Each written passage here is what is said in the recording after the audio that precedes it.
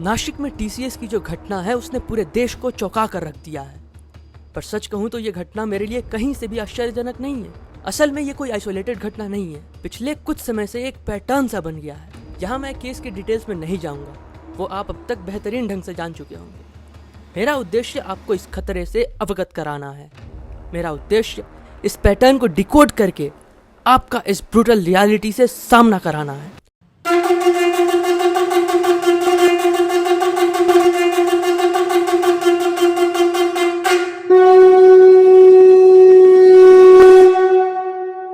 आपको याद है जब केरला फाइल्स बनी थी तब एक पूरा गैंग इस फिल्म को प्रोपेगेंडा साबित करने में लग गया था। ये साबित करने में लग गया था कि लव जिहाद जैसा कोई कॉन्सेप्ट होता ही नहीं है और ये बस संघियों, बीजेपी वालों और हिंदुत्ववादियों का नफरत फैलाने का एक तरीका है। यहाँ तक कि किताब लिखे गए ये साबित करने को कि लव जिहाद और बाकी के ऐसे कॉन्सेप्ट्स तो सब फिक्शन है, असल में सब चंगा है। पर आज जब ये टीसीएस केस सामने आया तब वो सो कॉल्ड इंटेलेक्चुअल्स, सेक्युलरिज्म के ध्वजवाहक सारे के सारे कहीं विलुप्त से हो गए हैं। हैरानी की बात देखिए, जब कोई हिंदू त्योहार आता है तो यही गैंग, एन्जॉयमेंट और रिग्रेसिव ट्रेडिशंस का रोना रोता है।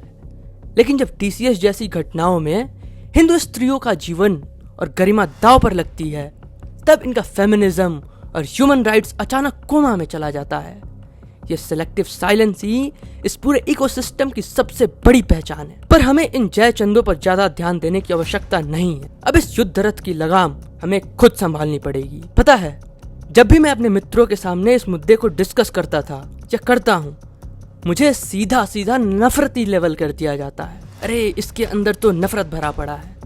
ऐसे में पहले मुझे काफी गुस्सा आता था, पर धीरे धीरे समझ आया कि ये तो वो कुएं के मेंढक है जिन्होंने कुएं के अलावा कुछ देखा ही नहीं है। ये वो शुतुरमुर्ग है जो अपनी गर्दन अंदर करके ये सोचता है कि अगर मैं खतरे से आंखें चुरा लूंगा तो खतरा टल जाएगा। पर क्या सच में शुतुरमुर्ग की तरह गर्दन अंदर कर लेने से खतरा टलने वाला है? नहीं। आज जो टीसीएस में हुआ है वो कोई सडन इंसिडेंट नहीं है जो एक दिन में हो गया हो। ये खतरनाक पैटर्न है जो समय के साथ धीरे धीरे स्ट्रेटेजिक तरीके से डिस्गाइज्ड फॉर्म में इवॉल्व हुआ है। टीसीएस केस तो बस उन हजारों केसेस में से एक है जो हाईलाइट हो सका है। अगर आपको लगता है कि यह केवल एक छिटपुट घटना है तो महाराष्ट्र के अमरावती के उस 19 साल के लड़के मोहम्मद अयाज उर्फ तनवीर का केस देख लीजिए। पुलिस जांच में सामने आया है कि इस अकेले दरिंदे ने 180 से ज्यादा नाबालिग लड़कियों को अपने जाल में फंसाया और 350 से ज्यादा अश्लील वीडियो बनाकर उन्हें ब्लैकमेल किया। यह हवस नहीं है बल्कि इंडस्ट्रियल स्केल पर ग्रूमिंग है। जब एक लड़का इतने बड़े स्तर पर ऑपरेशन चला सकता है तो सोचिए कि ऑर्गेनाइज्ड और फंडेड नेटवर्क की गहराई क्या होगी। यह टारगेटेड स्टैटिस्टिक्स का खेल है जहां हिंदू स्त्रियों को केवल एक नंबर की तरह इस्तेमाल किया जा रहा है। यह ऐसा खेल है जो दोस्ती से शुरू होते हुए लालच, अपनी मान्यताओं के प्रति डाउट, डर, धमकी, टॉर्चर जैसे रास्तों से होते हुए कन्वर्जन तक पहुंचता है। और जो इसे एग्जीक्यूट करते हैं उन्हें व्हाइट वॉश करने के लिए पूरी लॉबी पहले से तैयार रहती है। लेकिन अगर आपने गलती से भी इसके ऊपर सवाल उठा दिए, इसे एक्सपोज करने का प्रयत्न भी किया तो सीधे सीधे आपको नफरती घोषित कर दिया जाएगा। आपकी मेंटालिटी पे सवाल उठाए जाएंगे और फिर ये जन्म देगा सेल्फ डाउट को कि क्या मैं सच में इतना नफरती हो गया हूँ। और इसके लिए आप प्रिपरेशन मोड में चले जाएंगे और आपके अंदर फिर वही फोकिज्म, इंटेलेक्चुअलिज्म, सेक्युलरिज्म, भाईचारा जैसे कॉन्सेप्ट्स भरते जाएंगे और ये जिहादिज्म के ट्रैप में पड़ने का पहला स्टेप होगा। ऐसे में या तो आप इस नेक्सस के शिकार बन जाएंगे या फिर उसके एक ऐसे प्रोडक्ट बन जाएंगे जो इस नेक्सस का, इस आइडियोलॉजी का, इस फोर्स्ड कन्वर्जन का डिफेंडिंग वॉरियर बनेगा। अगर फुल फ्लेज्ड ऑपरेशन चलाए जाएं तो टीसीएस जैसे हजारों केसेस सामने आएंगे। टीसीएस तो बस एक इनसिग्निफिकेंट फ्रैक्शन है उस ग्रेटर होल का। नासिक पुलिस की एसआईटी की जांच में जो सामने आया है वो और भी डरावना है। गिरफ्तार किए गए आरोपियों में आसिफ अंसारी, शफी शेख और शाहरुख कुरैशी जैसे नाम शामिल हैं जो टीम लीडर के पदों पर थे। ये कोई सड़क छाप अपराधी नहीं है, ये व्हाइट कॉलर जिहादी है। ये लड़कियों को ऑफिस के भीतर ही नमाज पढ़ने, धर्मांतरण करने और यहाँ तक कि गोमांस खाने के लिए मजबूर कर रहे थे। सोचिए, एक मल्टीनेशनल कंपनी का वर्क कल्चर भी इन कट्टरपंथियों को रोकने में नाकाम रहा क्योंकि इन्होंने सिस्टम के भीतर घुसपैठ कर ली है। आज ये खतरा सड़कों से उठकर आपके एसी कैबिन में जा पहुंचा है। ये प्रोफेशनलिज्म का बुर्का पहनकर आपके बीच बैठे हैं ये कोई संयोग नहीं है। पिछले कुछ सालों में कई ऐसी रिपोर्ट्स और पकड़े गए अपराधियों के बयान से साफ हुआ है कि बकायदा रेट कार्ड्स तैयार किए जाते हैं।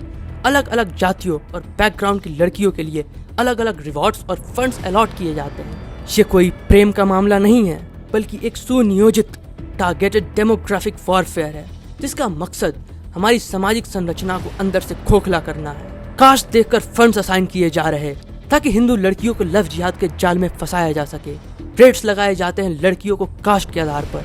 वहीं लड़की जो कभी सिर्फ फोक बनने का दिखावा करने के लिए हिंदू परंपराओं पर सवाल उठाती है, वो ऐसे षड्यंत्रों में फंसकर लव जिहाद की बलि चढ़ जाती है। समस्या ये नहीं है कि जानकारी का अभाव है। हाँ, ये सच है कि जागरूकता का अभाव है, पर सबसे बड़ा खतरा इग्नोरेंस है। सब कुछ जानते हुए भी, सारे केसेस देखते हुए भी, ये जो हमारे अंदर का वन साइडेड भाईचारा वाला कीड़ा है, जो हमारे अंदर खुद को लिबरल दिखाने की अर्ज है, वो कहीं न कहीं हमारे विध्वंस का सबसे बड़ा कारण साबित होगी। जितने लोग टीसीएस में इस नेक्सस के शिकार हुए, ऐसा नहीं है कि उनके अंदर जागरूकता नहीं थी, ऐसा नहीं है कि उन्हें यह समझ नहीं आ रहा था कि उनके साथ गलत हो रहा था, ऐसा नहीं था कि उन्हें यह नहीं पता था कि उनके साथ दुराचार हो रहा था। उन्हें जबरदस्ती वो करने पर मजबूर किया जा रहा था जो उनके अस्तित्व पे, उनकी मान्यताओं पर सीधा आघात था। पर सवाल ये है कि ये सब जानते हुए भी इस लव जिहाद, कॉर्पोरेट जिहाद और पता नहीं कितने ट्रैप्स को जानते हुए भी, समझते हुए भी, ऐसे लोग जो इन जिहादियों के चंगुल में फंस जाते हैं। जवाब साधारण भी है और कॉम्प्लेक्स भी। एक तो जो ये खुद को प्रोग्रेसिव दिखाने का कीड़ा है, वो हमें ऐसी घटनाओं को सच ना मानने को बाध्य करता है, विद द थॉट कि कहीं हम ऐसा सोचकर, ऐसा बोलकर रिग्रेसिव, कट्टर, नफरती, संघी और भाजपाई न दिखने लगे। और यही माइंड गेम्स हमें सच जानते हुए भी अंधकार का चयन करने को विवश करता है। और चलो मान लिया कि हम इस पैटर्न को आइडेंटिफाई करने में सफल होते हैं, तब हमारे सामने दूसरा चैलेंज होता है। वहीं दैट सेम, ये किसी और का मुद्दा है, किसी और का केस है, मुझे इससे क्या लेना देना।